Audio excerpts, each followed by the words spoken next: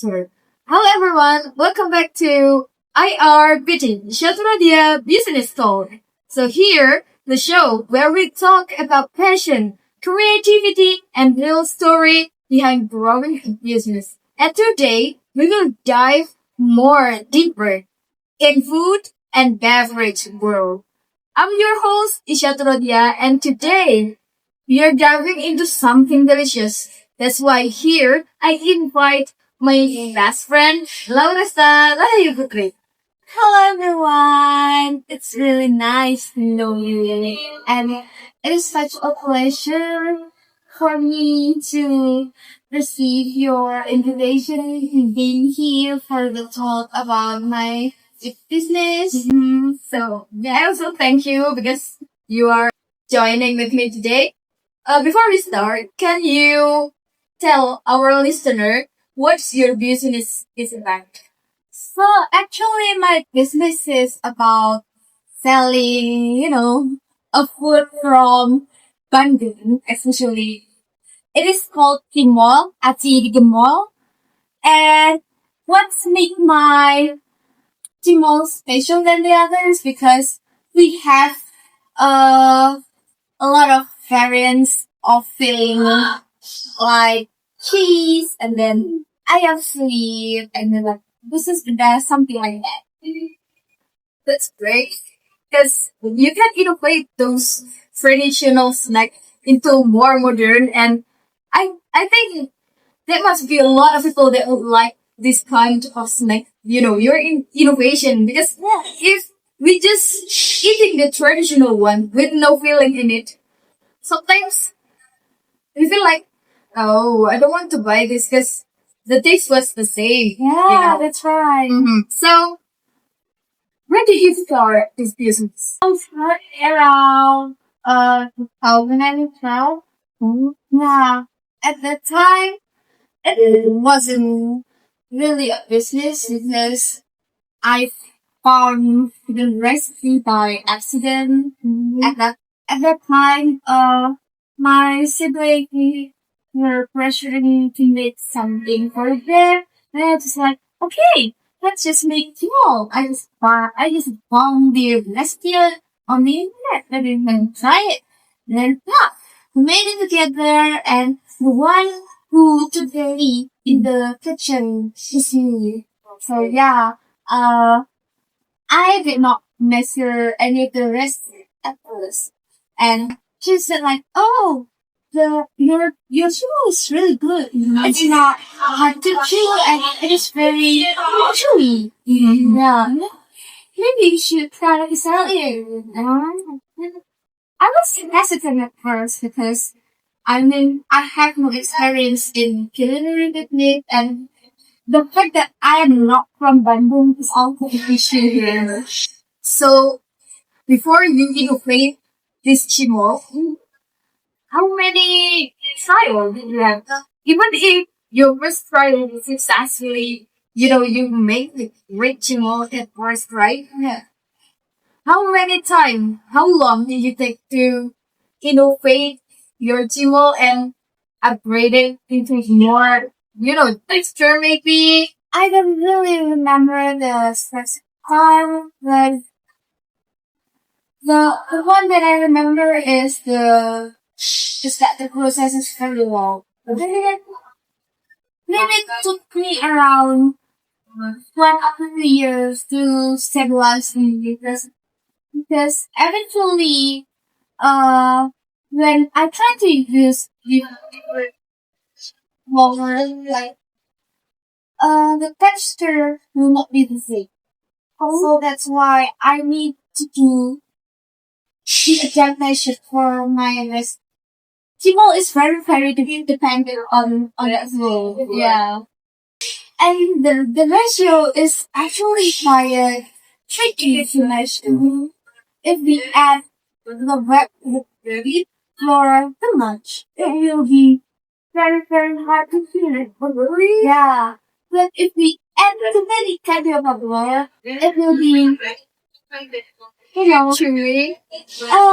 the chewy, but it has no texture at all. It's like, you taste like chips, chips Yes. from tapioca. Yeah, I see. That's why it's very tricky to make Cimol. Yeah. I just know from you. Like, as I watch some videos in TikTok, there are a lot of people who try to make Cimol and most of them was failed.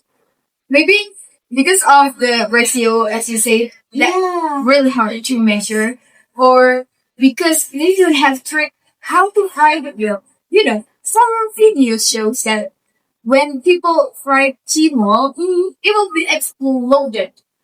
You know, Oh, yeah. did you experience it?